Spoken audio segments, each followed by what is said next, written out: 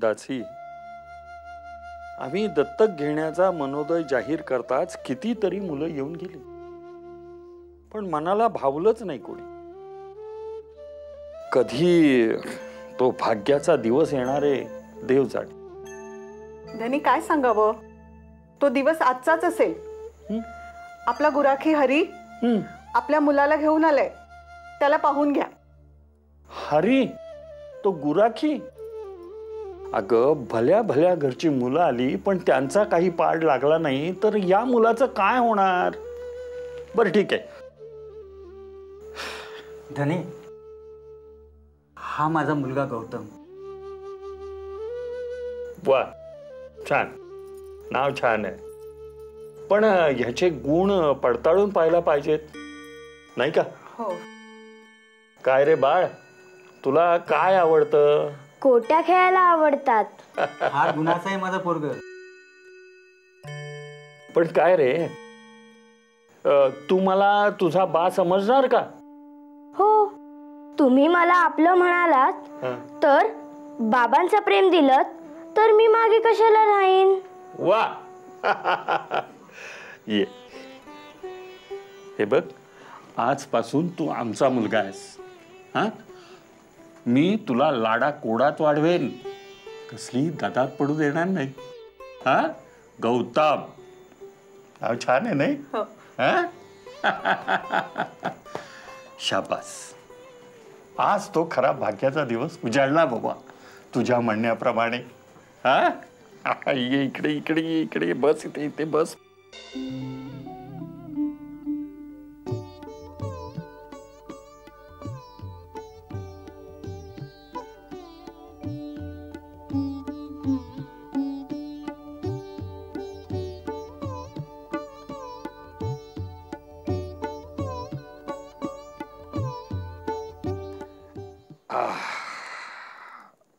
हरी हरी. गौतम आलो.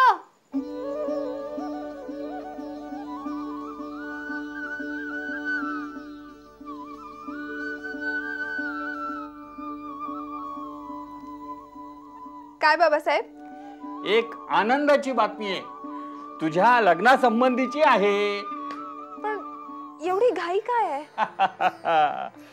घाई नाही तर काय, अगं त्या गंगाखेडच्या कुलकर्ण्यांनी होकार कळवलेला आहे. त्यांच्या मुलीशी तुझा विवाह सुनिश्चित केलेला आहे.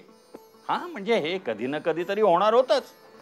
तुझ्यासारख्या कर्तबगार, देखण्या, हुशार, चुणचुणीत मुलाला जावई कोण नाही करून घेणार?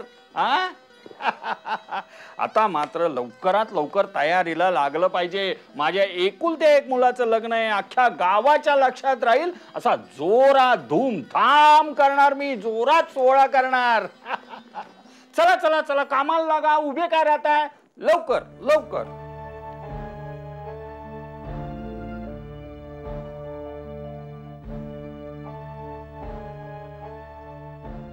आजवर आजीच्या मदतीमुळे हे गुपित झाकलेलं राहिलं, पण आता फार काळ हे नाटक तग नाही धरू शकणार.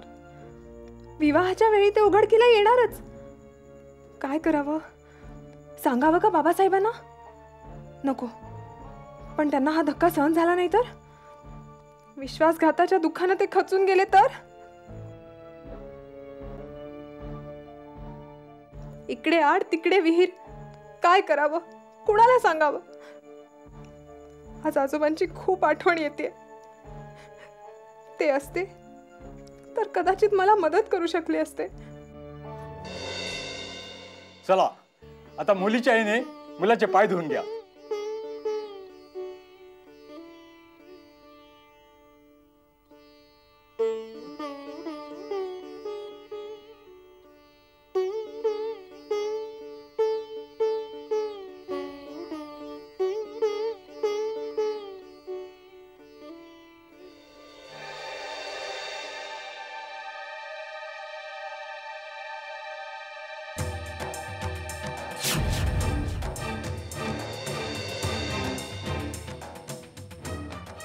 फसवणूक झाली आमची. काय? हा मुलगा नाही, ही मुलगी आहे. हा मुलगा नाही? नाही. सावकार, मी ऐकतोय ते खरं आहे का? नाही हो, यांचा काहीतरी चुकीचा समज झालाय. चुकीचा समज हे काय?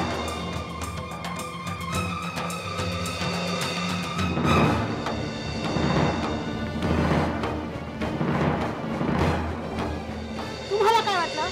तुम्ही आम्हाला हातात फसवाल आणि आम्ही ते पचवून घेऊ? आमच्याशी या कुलकर्णी घराण्याची फसवणूक केली आहे तुम्ही. दादांत खोटेपणा केलाय तुम्ही. लबाडीनं वागून सोयरीक जुळून मांडले. तरी आम्हाला लोक म्हणत होते की हा तुमच्या पोटचा मुलगा नाही, दत्तक मुलगा आहे. पण आम्हाला काय माहित हो की हा मुलगाच नाही म्हणून. ए आता तरी तू खरं सांग, कोण आहेस तू, मुलगा की मुलगी? हो, मी एक मुलगी आहे.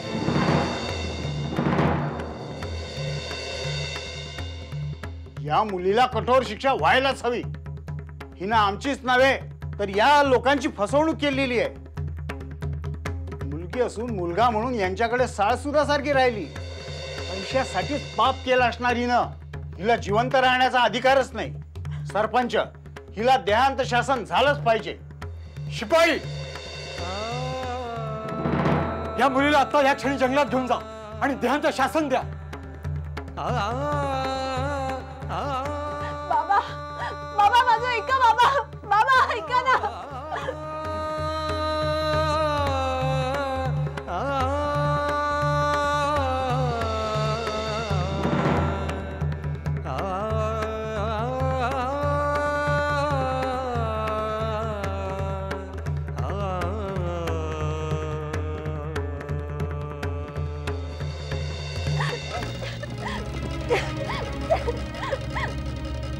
आजोबा कुठे आहात तुम्ही? लहान असताना मला खांद्यावर घेऊन जायचात, माझे सगळे हट्ट पुरवायचात. आज माझं मरण जवळ आलं आजोबा. आज एकच शेवटचा हट्ट पुरवा ना. एकदा भेटा ना मला. आजोबा, आजोबा कुठे आहात तुम्ही? स्वामी आजोबा, स्वामी आजोबा.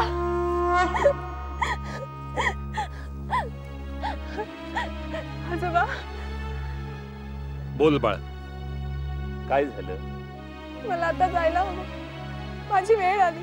वेळ आलीये, पण ती तुझ्या जाण्याची नव्हे, तुझ्या ऋणातून मुक्त व्हायची वेळ आली. काय रे, एका निर्दोष मनुष्याचा जीव घेताय? अहो मा बिलंदर आणि फसवी पोरगी आई. पोरगी आहे स्वतःला पोरगा म्हणवते. कोण म्हणतं पोरगी आहे? डोकं ठिकाणावर आहे का तुमचं? हा? नीट बघा, मुलगा आहे तो.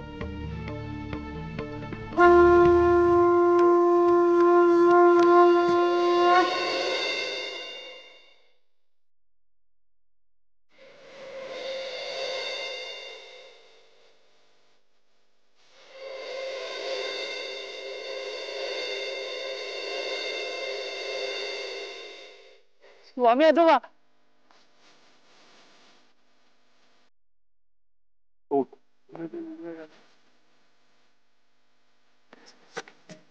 हा चमत्कार केला तुम्ही. माझा जीव वाचवला तुम्ही. तुमचे आभार कसे मानू कळतच नाहीये. जा, सुखानं संसार करा. पण एक लक्षात ठेव, तू मला विसरू नकोस. तुझा मला कधीही विसर पडणार नाही.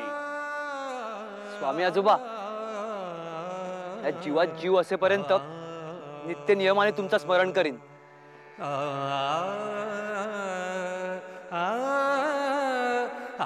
येऊ नकोस, मी तुझ्या पाठीशी आहे.